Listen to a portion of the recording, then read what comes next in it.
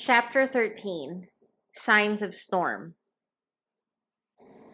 As the old man was leaving the cemetery, there stopped at the head of the path a carriage, which, from its dust covered appearance and sweating horses, seemed to have come from a great distance. Followed by an aged servant, Ibarra left the carriage and dismissed it with a wave of his hand, then gravely and silently turned toward the cemetery. My illness and duties have not permitted me to return, said the old servant timidly.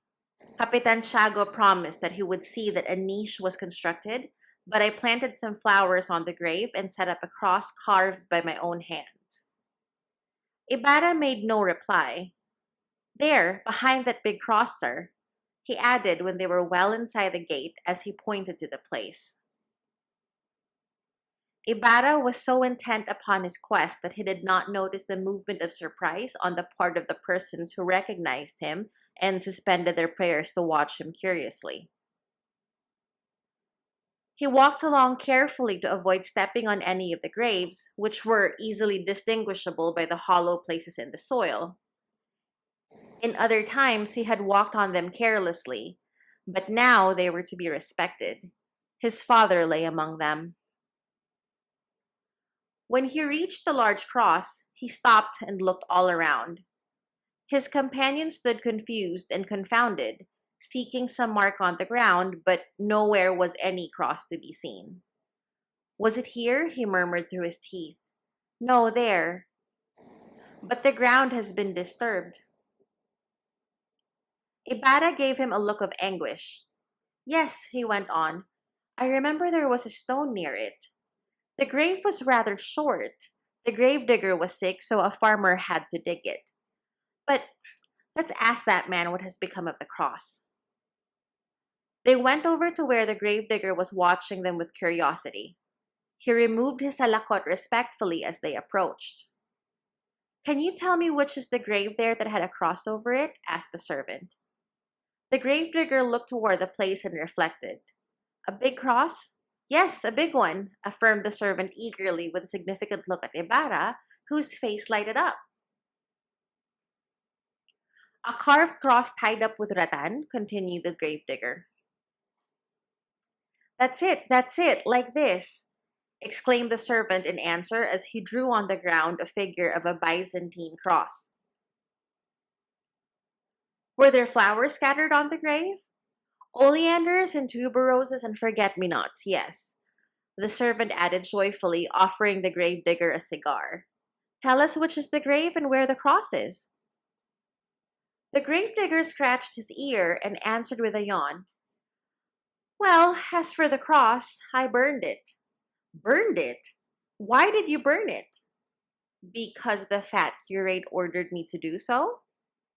Who is the fat curate? Asked Ibarra. Who? Why, the one that beats people with a cane. Ibarra drew his hand across his forehead. But at least you can tell us where the grave is. You must remember that. The gravedigger smiled and he answered quietly. But the corpse is no longer there. What's that you're saying? Yes, continued the gravedigger in a half-jesting tone. I buried a woman in that place a week ago. Are you crazy? Cried the servant. It hasn't been a year since we buried him. That's very true, but a good many months ago, I dug the body up. The fat curate ordered me to do so and to take it to the cemetery of the Chinamen. But as it was heavy and there was rain that night, he was stopped by the threatening attitude of Ibarra, who had caught him by the arm and was shaking him. Did you do that? Demanded the youth in an indescribable tone. Don't be angry, sir, stammered the pale, trembling gravedigger. I didn't bury him among the Chinamen. Better be drowned than lie among Chinamen, I thought to myself, so I threw the body into the lake. Ibarra placed both his hands on the gravedigger's shoulders and stared at him for a long time with an indefinable expression. Then, with the ejaculation, You were only a miserable slave, he turned away hurriedly, stepping upon bones, graves, and crosses like one beside himself. The gravedigger patted his arm and muttered, All the trouble dead men cause. The fat padre caned me for allowing it to be buried while I was sick, and this fellow almost tore my arm off for having it dug up. That's what these Spaniards are. I'll lose my job yet. Ibarra walked rapidly with a faraway look in his eyes, while the aged servant followed him weeping. The sun was setting, and over the eastern sky was flung a heavy curtain of clouds. A dry wind shook the treetops and made the bamboo clumps creak. Ibarra went bareheaded, but no tear wet his eyes, nor did any sigh escape from his breast. He moved as if fleeing from something, perhaps the shade of his father, perhaps the approaching storm. He crossed through the town to the outskirts on the opposite side and turned toward the old house which he had not entered for so many years. Surrounded by a cactus-covered wall, it seemed to beckon to him with its open windows, while the ilang-ilang waved its flower-laden branches joyfully, and the doves circled about the conical roof with their cote in the middle of the garden. But the youth gave no heed to these signs of welcome back to his old home, his eyes being fixed on the figure of a priest approaching from the opposite direction.